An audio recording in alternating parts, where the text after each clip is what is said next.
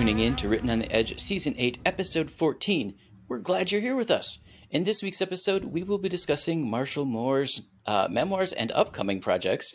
Then we'll be reviewing Brooklyn Nine-Nine and all of its wonderful diversity. So we've broken this episode up into chapters so you can hop to your favorite part. Stick with us, but now on to the interview. Marshall Moore is the author of 4 novels and 3 short fiction collections. He's also the co-editor of 3 academic books on the pedagogy of creative writing and publishing. His work has appeared in the Southern Review, Litro, Storgy, Passenger's Journal, Quarterly Literary Review, Singapore, Asia Literary Review, the Barcelona Review, and many other journals and anthologies. He holds a PhD in creative writing and is a native of Eastern North Carolina. He lives in Cornwall, England, and teaches creative writing and publishing at Falmouth University. Marshall, welcome to the show, and I apologize for skipping over the name of your university, but I got there and went, How so? Aberystwyth?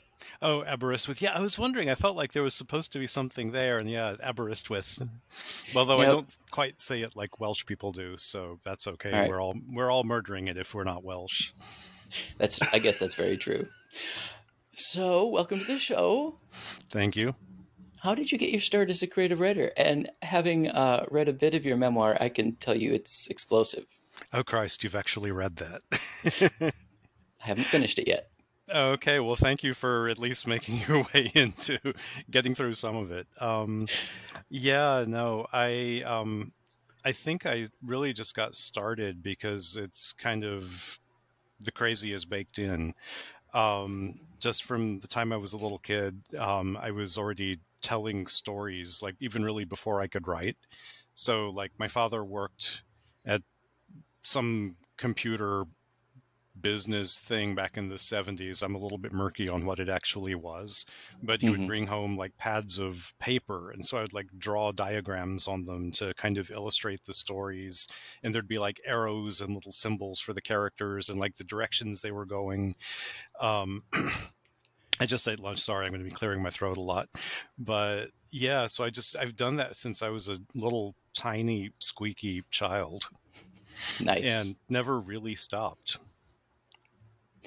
Excellent. All right, let's fast forward to your memoir. I wouldn't normally do this kind of thing. Ta-da, cover. Yay. And the cover gives a hint to the explosiveness of the memoir. Well, the cover is probably actually more literal than you would hope. Have you gotten that far yet? No, but I did see what was coming up in the synopsis. Fair enough. Yeah.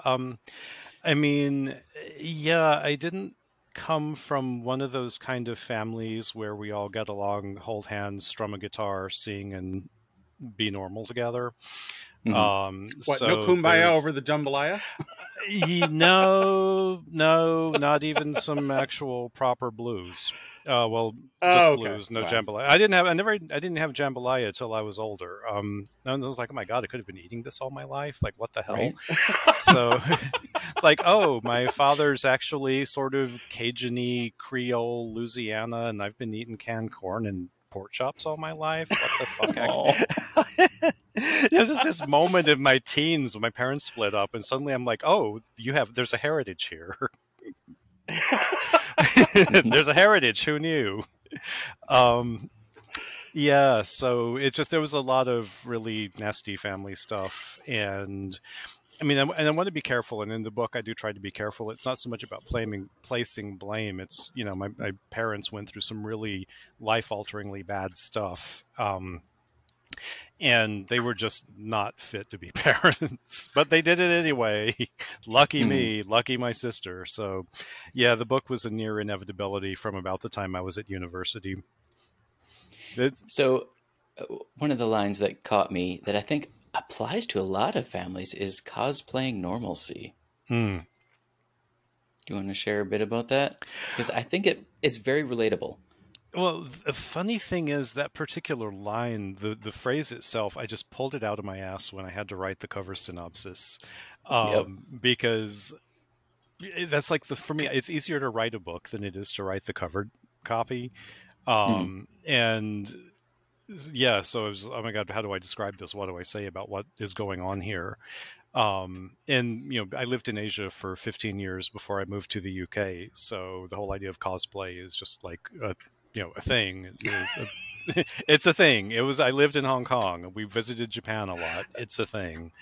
And I mean, not that I didn't, but like, I'm very familiar with the concept. I mean, I would see people just walking around in the most amazing costumes sometimes. And it's like, I wish I was half that cool, but I'm not.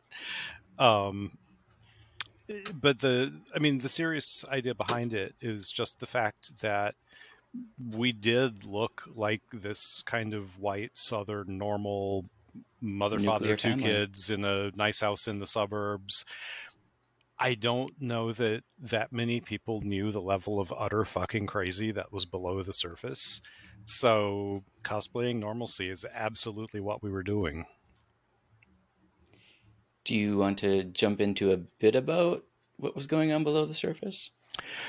Well, I think I don't know how to treat a memoir like spoilers, or to think about the concept of spoilers in a memoir, because I mean it's a matter. It's like there's literally headlines about this shit in Louisiana back in the day.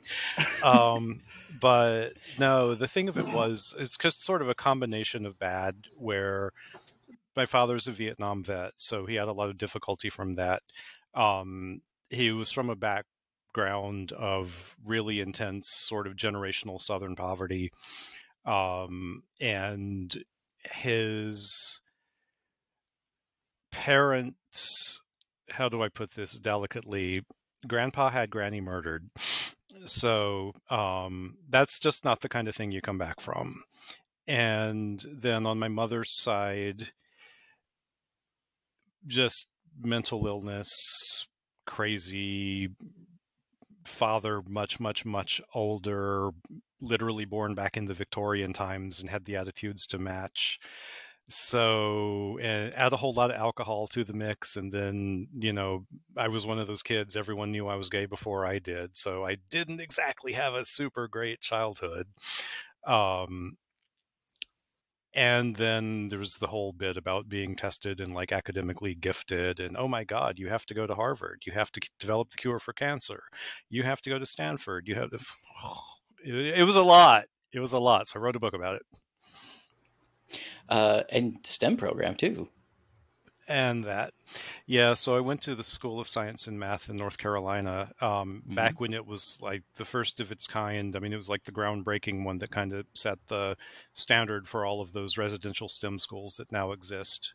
So yeah, I was in like the 5th or 6th graduating class back in the Pleistocene. Back when dinosaurs roamed the earth. Yeah, right, yeah. We'd catch them, and we'd catch them as like science projects and preserve them. Right. We invented amber. Right. And so part of the reason I am hesitating is also to protect the identities and get people to read the story. So I'm going to ask, is there anything else about the memoir you want to share, including the part I haven't gotten to yet, but I know is coming? Well, it's so far, based on the reactions that I know of from people who have read it, it's funnier than you would expect, considering how grim and dark it also is. So apparently it manages to be light and dark at the same time. Well, that's how comedy works. Yes. Yeah. The comedy is born from darkness, That's literally where it comes from. And I am pure fucking antimatter, so...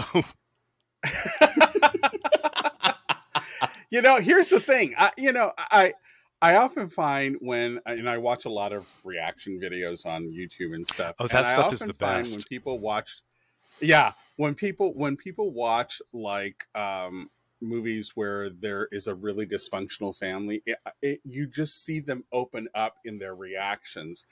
And I think when we talk about normal, I think we think of it like they described Downton Abbey, where it's a beautiful swan above the water, but underneath the feet are just going like this, and that there's this turmoil underneath the surface of this beautiful facade.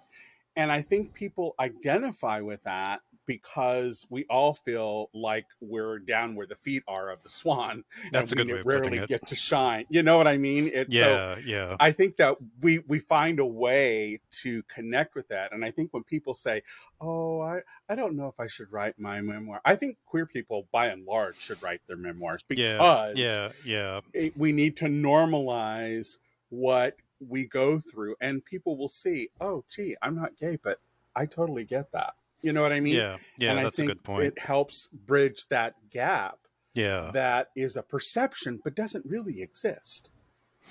Yeah, no, You know? I think that's a really good point.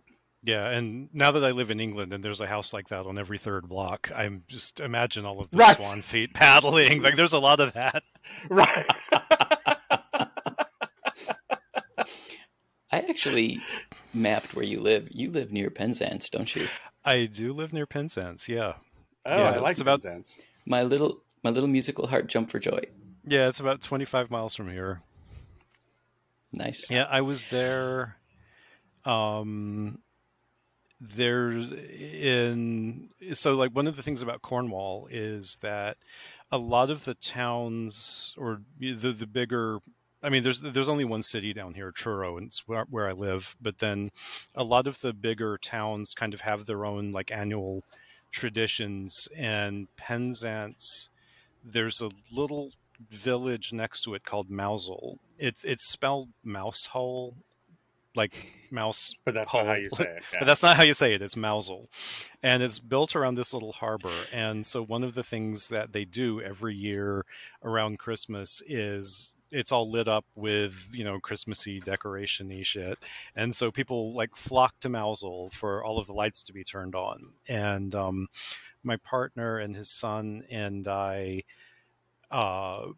traveled down there. We just drove down. It's like an hour from here. And, so we were there for Mousehole for the lights coming on. And then they had a tradition, which this was the first time I've done this with them, of going for fish and chips afterward.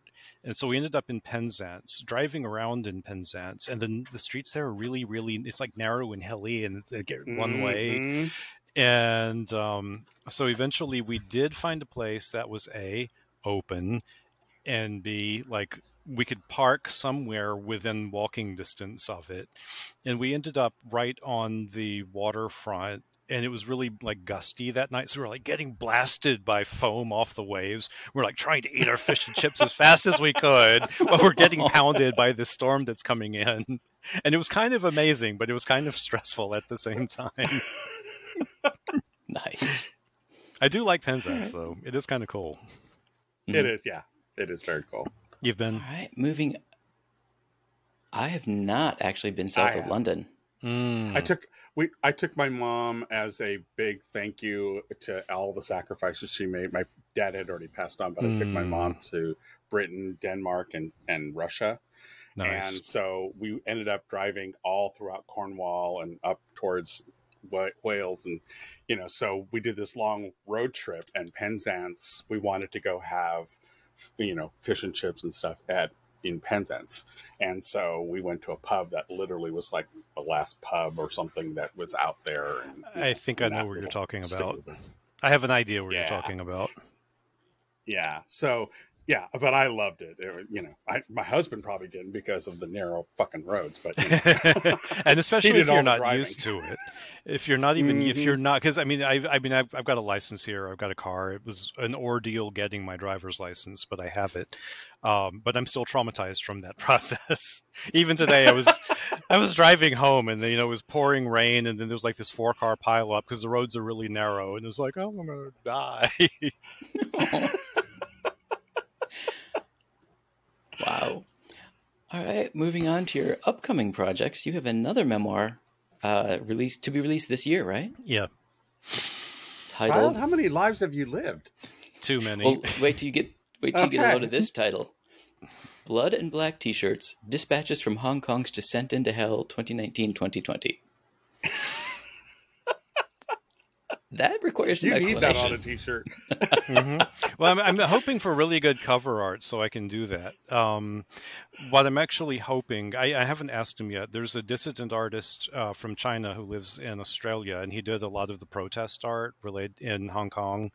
or he did a lot of not in because he wasn't there because like he'd be arrested, but that was used in discussion and discourse around Hong Kong. As I was there for the big protests, I lived there for 13 years, 12 years, 12 years. And yeah, so in 2019, when everything went to shit, I was there for it. I got tear gassed. It was great. Not. So I wrote a book about it. And I didn't set out to write a book. To be honest, the book started out as my Facebook posts about the shit that was happening there. And so I would be just getting completely pissed because it was horrifying. I mean, it was a really, really infuriating, just the stuff that happened there, like the way that it started out. The new chief executive at the time, Carrie Lam, put forward a proposal to allow people to be extradited up to China, and there had not previously been a law like that. And the whole city just protested, and instead of backing down, the government there, which is basically Beijing, just sicked the cops on everybody. And you may already know some of the backstory. It was awful. It was awful. And as everything went on, it became really dangerous and frightening. And there were times I had to run from the cops. It just, and it's the sort of thing, it just breaks your fucking head. Like I have to check Twitter to see where the conflicts are happening, to see if the path between my house and the gym is okay. And then if I'm like exercising, then I have to, like, depending on which branch of the gym I went to, I'm either checking Twitter to see if anything's happened since I started, or I'm actually literally looking out the window to see if like the cops are beating people up outside so I can get home safely. Just like months and months and months of that. So I wrote a book. So that's when she reached in, that's when you reached in your closet, pulled out your Mary Poppins bag and said, "That's it. I'm out of here." Hence my current presence in the UK. Yeah, that's sort of what we did. Wow. That sounds powerful. That is worthy of another novel. Yes. Yeah, it's what ended up happening. I was just not even really planning to write anything. It was started out honestly as Facebook updates that I had to lock down. I mean, right. I wanted my friends to know what was happening, and that I was okay and like not dead. But then, another friend of mine back in the States in Chicago was also a writer and an editor, and she started telling me, just so you know, like I was at this poetry slam or some kind of open mic thing, and so I read some of your stuff to people and it all went dead silent, and there's a book in this.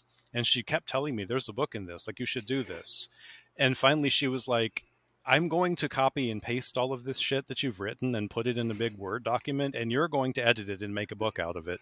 So she actually did. Wow. She did. And so the book completely exists because of her, because there is not enough wine on this earth for me to engage with all of that again. So yeah, anyway, the publisher picked it up, and here we go. I won't be able to go back there, obviously, but... Mm-hmm. Right. Do you have a soft release date? I'm not going to hold you to it, but something people can look towards? I actually am still kind of murky on that. The publisher seems to... It got really complicated, and we had to have this conversation about safety and logistics and stuff like that. It is coming out this year, kind of murky on when. Okay. That's yeah. In the meantime, you have a short story collection also in the works. Because who needs sleep? Right. Love is a poisonous color. Yeah, that one in some ways is easier to talk about, just because I write short fiction, and I write more short nonfiction now. But yeah, the stories had been written, I just hadn't collected them. My last collection was like 6 years ago or something, so I was like, oh, I got enough for a book. Let's see if I can do something with this. So is the title what ties them all together, or does it specifically relate to one of the stories? Yeah, it's the title of one of the stories, actually. Okay. Usually with the story collections, I just use my favorite title from one of the stories that kind of feels right. Mm-hmm. So that's where that one came from. What themes should people expect in that? Ghosts, Death, Misery, and Revenge. Honestly, you didn't say love. I'm intrigued. The funny thing is, I hadn't thought much about the book in aggregate for a while because I've been so busy for the last couple of years, either just with my other stuff that I'm writing. And so I got the manuscript back from the publisher, who's the same publisher that's doing my memoir. So I got it back from them. I was reading. I was like, shit, this is dark. And so, this is Rebel Satori, right? Yeah, it's Rebel Satori. They do dark well. They do. Yeah, they do. Yeah, and I like working with them. They're good guys. And so the thing of it was, like, I was writing a lot of this stuff around the same time I was doing my PhD. And so doing your PhD is just like a protracted exercise in utter misery. And mine was relatively good as PhD experiences go, but it's still like 3 years of shit. And then I was researching horror as a genre and ghost stories in particular and Chinese ghost stories and then writing about them. So that was like where my mind was for about 3 years. So, oh, look, I actually spawned a second book about the same goddamn thing. How did that happen? Nice. All right. Anything you want to mention about either the works upcoming or the works you have out that we haven't talked about? Well, I guess one thing that will happen, I hope, fairly soon is I should have an essay collection. I'm still kind of schlepping it around to publishers. I don't know why nobody's grabbed it yet, because I keep getting these like rejections saying, "Oh my God, this is such a good book. This is going to do really well for somebody else." I had one tell. I know. I had one literally. We love it, just not here. Yeah, we love it so much.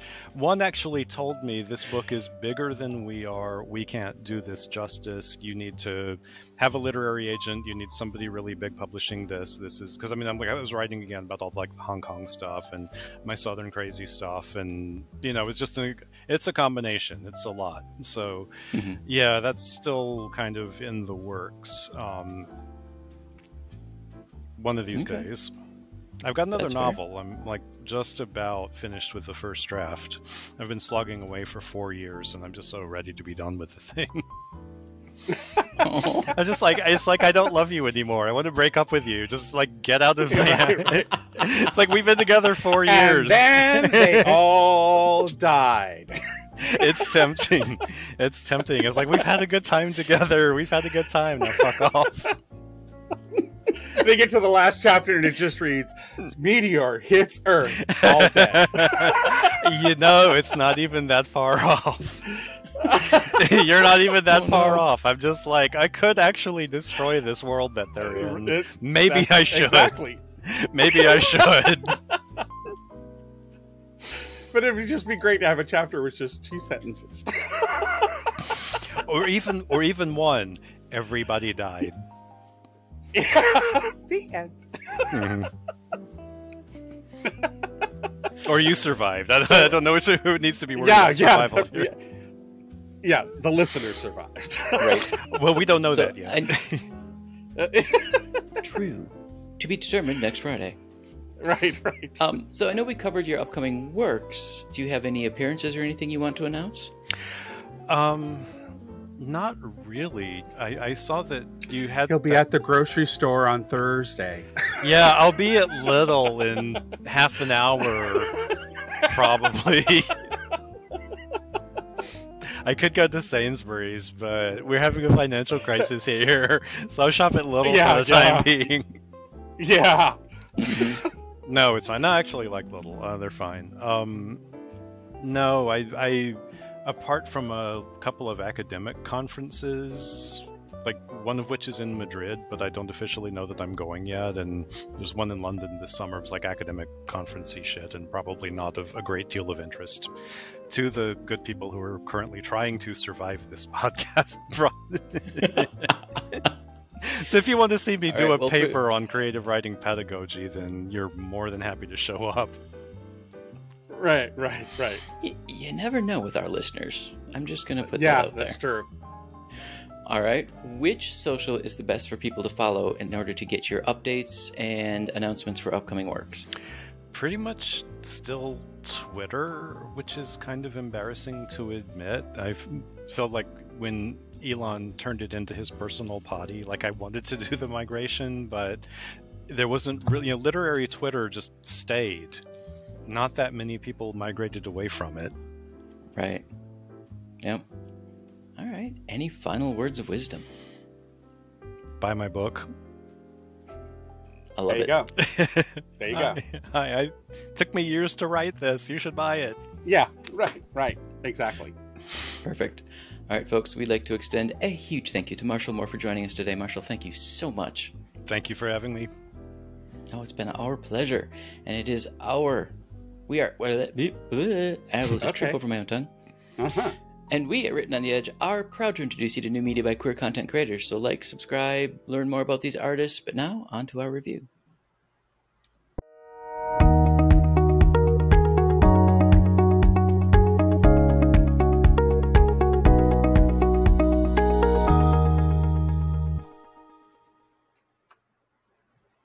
We're back. No, I'm kidding. We didn't really go anywhere.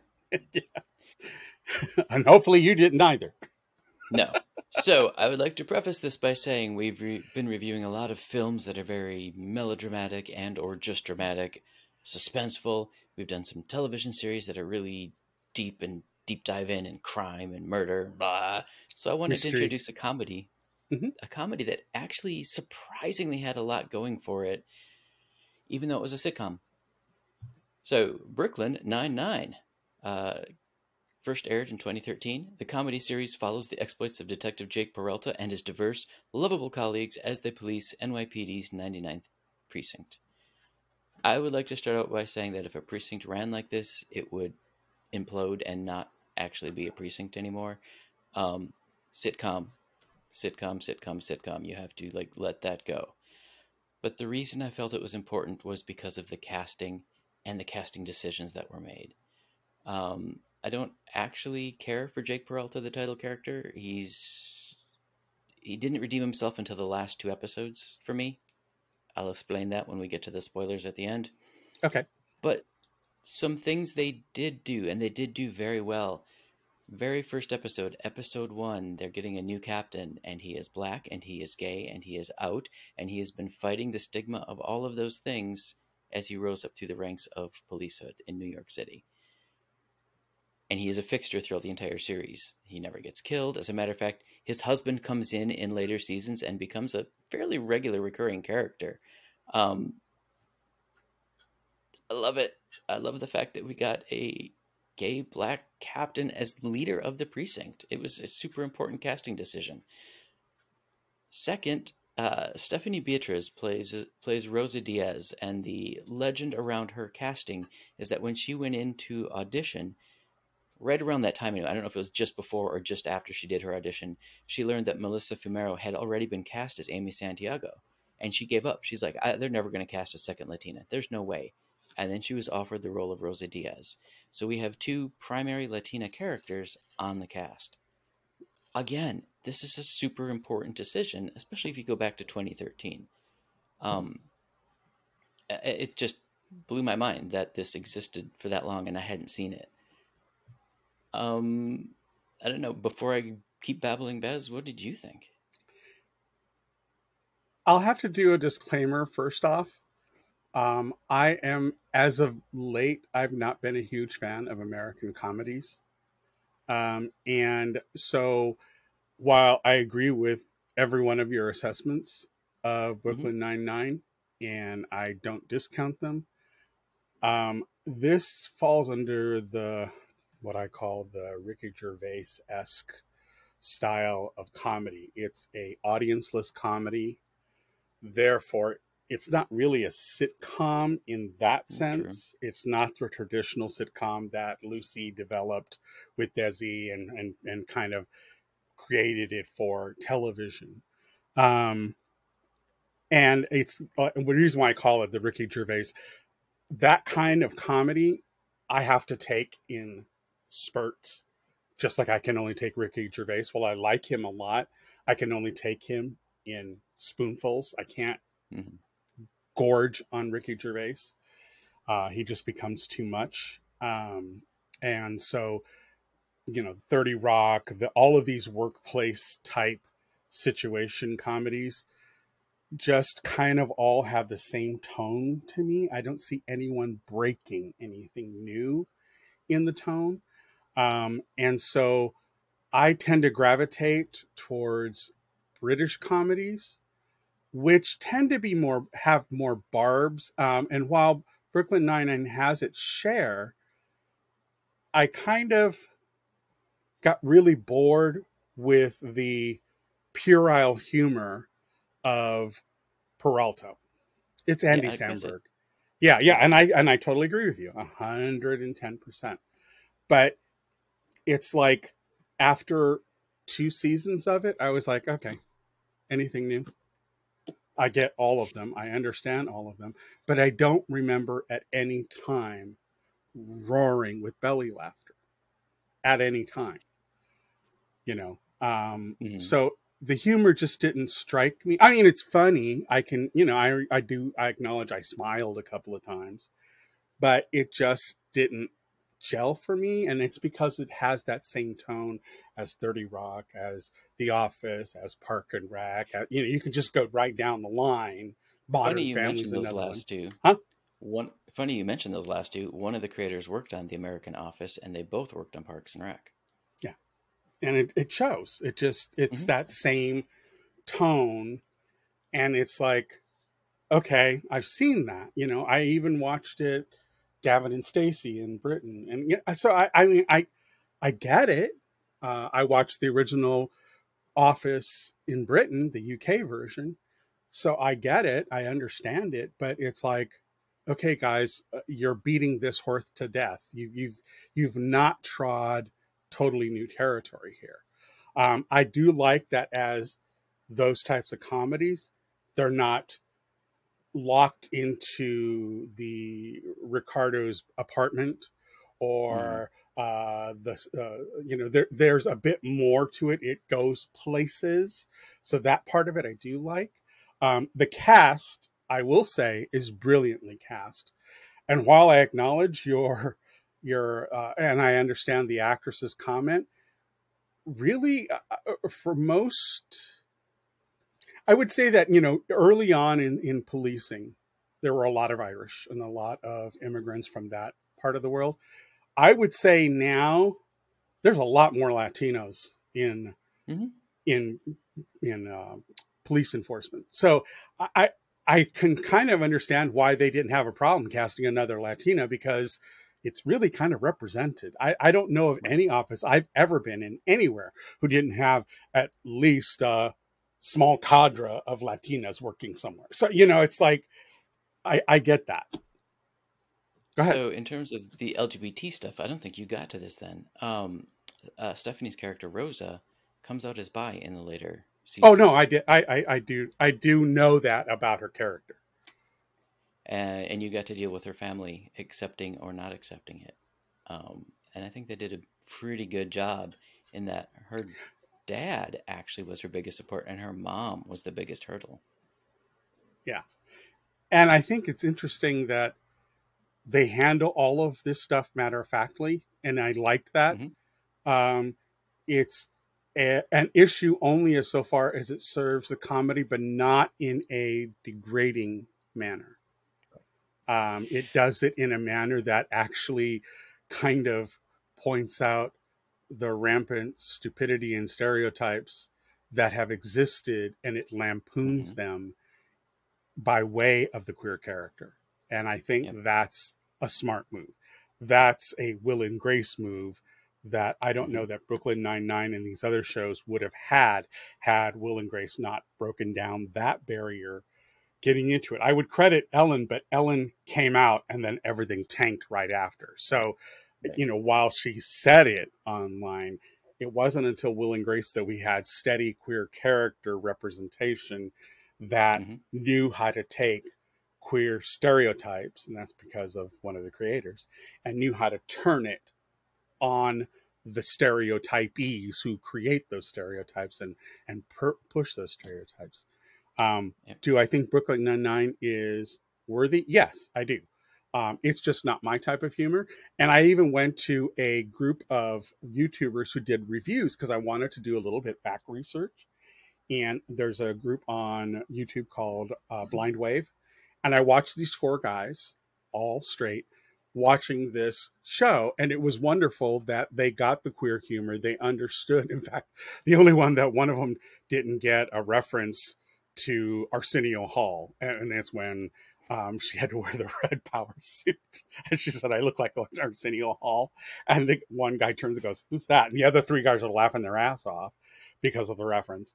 And I just thought that was funny because here the humor is lost on somebody who doesn't have the pop culture reference, for it. Mm-hmm. So, it has its pluses, in its favor. I probably would have watched this sporadically if I had started watching it from the beginning. But for me, it's like, I like Ricky Gervais. I could do it in scoops, do like 2 or 3 and then a period of time and then maybe do another 2 or 3. Oh, sure. Yeah. Let me tell people now, skip ahead 2 minutes if you don't want spoilers on how it ends, because the way it ends is actually artfully done. So the final seasons of the show were impacted by the pandemic. And when they came back in 2021 to wrap it up, they recognized that. They addressed it. They brought it into the world. They made it part of the show. They also made the Black Lives Matter movement part of the show, as well as the defund the police. And Rosa Diaz leaves the force to help her community against police idiocy, against police brutality, against all the problems that police brought to her community. So she stayed on the show because she was friends with these characters, but she was no longer part of the force by choice. That was her choice. The other thing I think they did do well, and here's where I was going to say Jake Peralta redeemed himself. Amy Santiago, Melissa's character, has the opportunity to advance her career to the point of her dreams. And by that point, it's no secret, they're together romantically and have a child. Jake decides to be a stay-at-home dad and support her career. And again, 2021, that shouldn't be shocking. Right. But in a sitcom, in a police sitcom where sort of macho maleness is supposed to be the lead thing, for the leading male to make that decision, that was significant. I thought it was an important decision. Thus ends my spoiler, but I do think the show creators ended it well with what they had available to them. Like I said, end of the pandemic, 2021, the world was still crazy, but they wrote the crazy in and said, okay, we're going to try to move forward. But I think they also realized that a show glorifying a police precinct was probably not the right thing at that time. Right fit at the time, yeah. Thus ends my spoiler. Okay. But shall we get to our ratings? Let's get to our numbers. Okay. Mine are fairly easy. They're 3s across the board with the exception of cast and queer themes, and primarily for the reasons we've discussed. I'm going to give those 4s, solid 4s. So my overall is a 3.5. My almost all of them was a 3.5, actually. I did think it had its merits and better than most sitcoms of its type. But like you, I gave casting a 5 and I gave queer themes a 4.5. Okay. Excellent. So yeah, it definitely has its place, and I think that people should definitely check it out. All the episodes are available on NBC, Hulu, Peacock, so there's a number of places you can go watch it. So, and it's a nice little half-hour brain cleanse at the end of the day. Sure. Just not for me. I understand. But I see its value. So.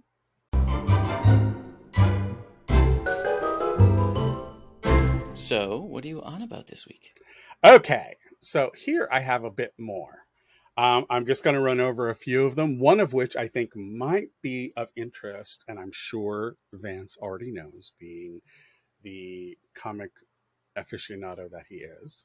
And in fact, I'll put him out first. Kit Connor is rumored to be bulking up for his MCU role as the Hulkling. And he has pictures. He has thirst trap pictures up there. And oh my.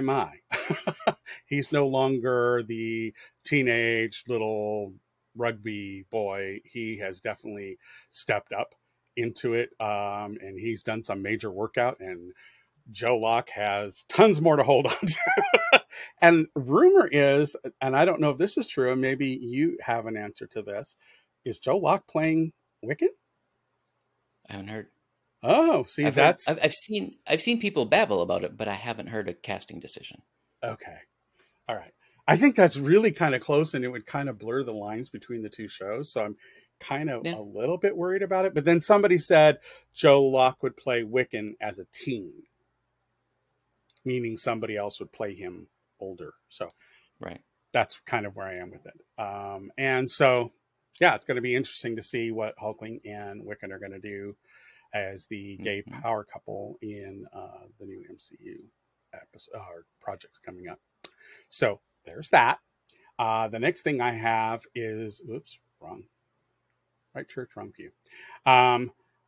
The author who wrote This Book is Gay, which my granddaughter has, and she was really thrilled when she found it in a bookstore, is thrilled that she's still standing up for her book being included in public libraries. And she has been thanking profusely all of the librarians who have stepped up and said, no, this book deserves to be here in public libraries. So I want to give a shout out to that. I think that is a wonderful thing. Another thing I'm on about, there is a great GLAD blog written by Richard A. Fowler that goes over 5 stories impacting the Black LGBTQ community right now, and it's a worthy read. Should definitely go check it out. That's on the GLAD blog. And then one of the stories that I have as a kind of a semi or a honorable mention of Who Won the Week, it's not my Who Won the Week, but I think it's pretty damn good, is Grindr users collect and unite to save the day and help a woman find her missing cat in Brighton, England. And I thought that was really cool. She lost her cat, so she created a cat profile on Grindr. And she said, if you see me around, blah, blah, blah, and she thought people might, come back at her with some kind of quippy, poking fun at the situation or whatever. She said she was surprised to find all the gay boys in the area took it very seriously. And they combed all over Brighton to help her try to find her cat. And it worked. They were able to actually locate her cat. So that's nice. My honorable mention of Who Won the Week. But what do you want about? 2 things. So I know that when DCU decided to revamp everything, we were a little nervous. I did break down and watch the first 2 episodes of Gotham Knights. Oh. And one of the main characters is trans. Yeah. Protected by his sister. And at first episode, it's not 100% clear. It could be non-binary. Just wasn't sure. But in the second episode, he mentions not running away from his name because he had chosen it himself. Heartwarming and touching. How's the show overall, though? How are you feeling about it? I've heard it's got mixed feelings. I don't want the CW to stop it, but it's definitely geared for teenagers. Like, it's not adult level quality. And Misha Collins is in it, and I wanted to love it. Yeah, I know. Yeah. But it's definitely a teen drama with a superhero, flavor. So, it's all right. It's probably going to get it's probably going to get axed anyways because that new company's taking over CW. So I know. And then my other on about, which is more about protecting the world and our planet, a group of 44 aquariums from 15 countries have banded together to form reshark.org. Aimed at helping repopulate rare and overhunted shark populations. And their first undertaking is a major release of tiger shark babies off the coast of Indonesia. Oh, there you go. Excellent. I like sharks. It's anybody who knows me knows that. So okay. Then boy, you should be out here in California and you could root for the San Jose Sharks. They have a great hockey program. I don't know if I'm all about organized sports. They're like but it's fun because they're in Silicon Valley and San Jose. Sure, the graphics in that arena are off the fucking chain. I think once they figure out how to do digital display under the ice, it's gonna happen. I don't know what it'll do for the players, but Yeah. Anyways, excellent. So who won your week? So, 5 students from war-torn Ukraine received life-changing news that they received all-expense-paid college education to study at Carlisle, Pennsylvania, thanks to the generosity of philanthropist Sam Rose.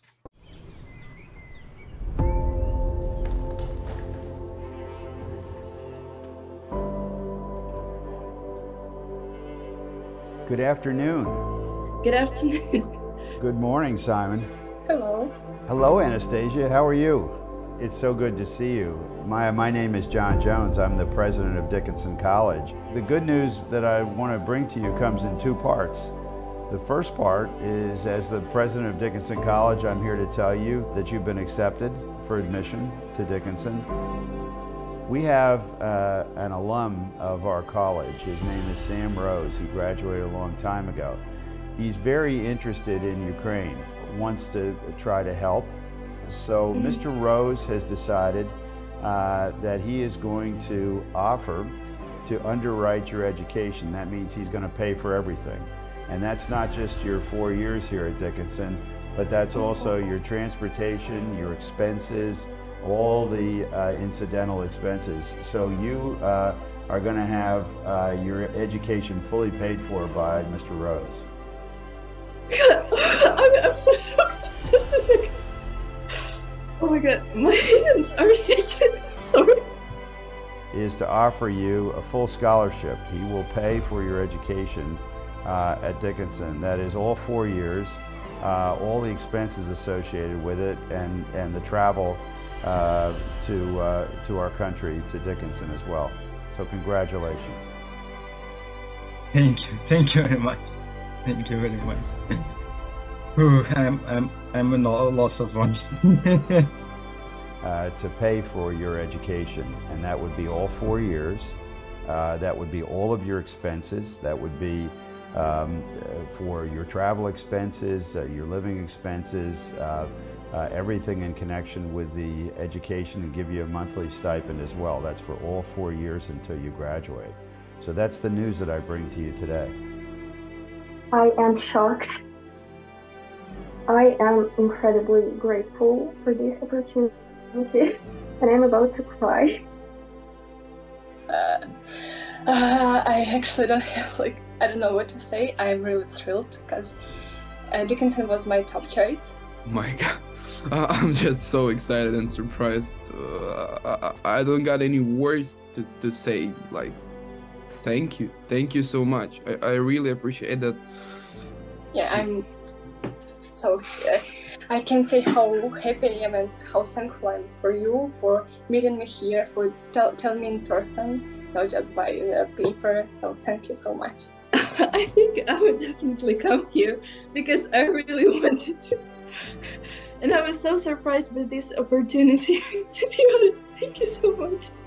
I really, really appreciate it. He's a retired lawyer, a real estate developer, and philanthropist. And his grant for them will cover tuition, books, dining, and living expenses, which will include travel back to home if they need to, health insurance, and other basic needs. Excellent. Good to hear. That's somebody with money stepping up. Yeah, absolutely. You hear, Jeff Bezos? Get your checkbook out and start writing checks, boy. That's why it won my week. It set an example that, you know what, it's okay to do this. It's okay to use your wealth it's to help actually people. really good PR. Right? All right. How about Okay, so mine is a shared who won the week. One has its problematic elements, but I get why it is. So there was a drag queen hour in Texas, and it ran up with some Texan redneck twit heads who wanted to come and protest it. But interestingly enough, when the people rolled up to actually attend the event, they were shocked to find armed guards standing outside of the restaurant where it was going to take place. And they were first very nervous. They thought, oh no, this is not a good look. And then they realized the people who were standing there in protective garb and were holding the assault rifles and what have you were actually people who were wearing rainbow bands. So they've suited up to protect the drag event, and thereby making the protesters stand further away from the event, because suddenly the queer community was speaking a language they understood. While I don't condone the use of more weapons, I also know how Texas is, having been there myself, so I get it. And I think it definitely puts the gun-toting, groomer espousing bullshit that comes from that side on notice that they're not the only ones who can own them. So, and I think it's wonderful because the drag queens knew exactly how to play it, and they played it to their favor. And it was wonderful that this restaurant did this drag hour event, and there was all kinds of walks of life there. There were older people, there were younger people, there were kids, there were adults. It was just a wonderful mix of ethnicities, including some Muslims. And so it was a great collection of people that showed up at this event. And it just showed the community coming together and saying, no, we're not going to put up with this. We want this. This is what we want to do. And if we want to bring our children to it, that's our business. It's not yours. And so that won my week, problematic though it may be because it involved rifles. But the other one that won my week is actually a YouTube channel. They're called Real Time. It's 3. I'm presuming they've never said that I've seen in any one of their reviews, but they are called Real Time, REEL-TIME. And they are currently doing a reactionary review series on Heartstopper. And it was rather heartwarming to watch these 3 straight guys. I'm putting it in air quotes because, like I said, they have never identified one way or the other that I've been able to tell. So, but the refreshing feeling of watching these 3 straight guys, watching this story about a gay love story, and them finding the commonality that they can share with these 2 guys discovering themselves, and them saying, well, that guy's an asshole. Why did he do that? Baba, and just hearing them comment in a way that is both respectful and uplifting. I found it extremely refreshing. It's everything that our generations fought for, so that people could have those discussions, who could relate to our stories, even though they may not be a part of the community. They see the humanity in it. And I am really, really happy about how they are handling this reaction series. So highly recommend if people want something to lift them up, go watch them doing reactions to Heartstopper. It might surprise you. Nice. Who won your week? All right. I'm sorry? Oh, wait, did we do yours? Yeah. Okay, sorry, had a brain fart. College students getting a chance. Oh, that's right. Okay. From Ukraine. I caught up. I need more juice. Any final words of wisdom?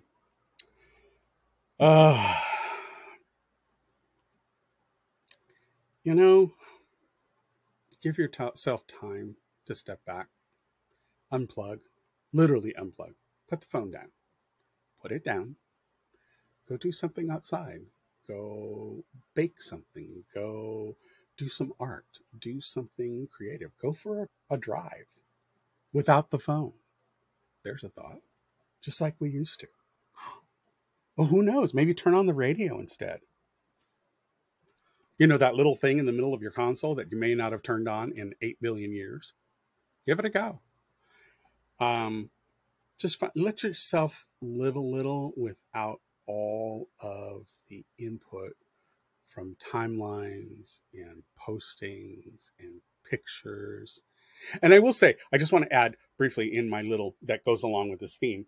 There's a very interesting story that is posted. I'll put the link down below for it.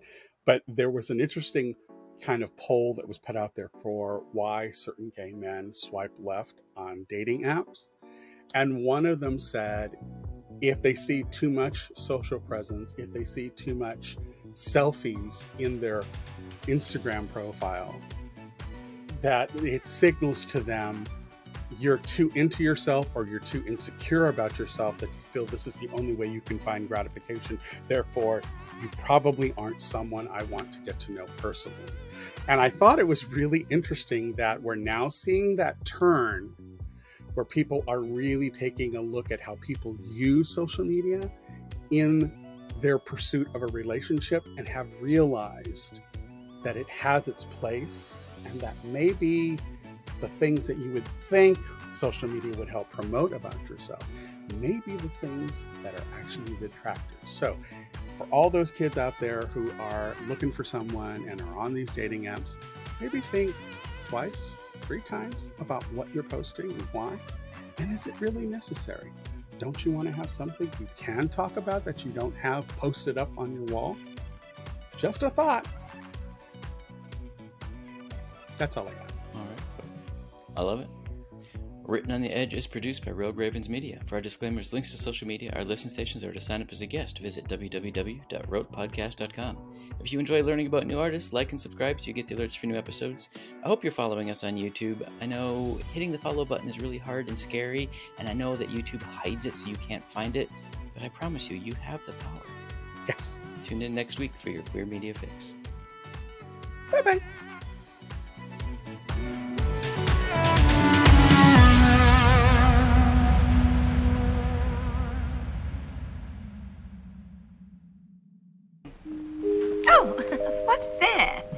Closing time. The bums rush in melody, dear.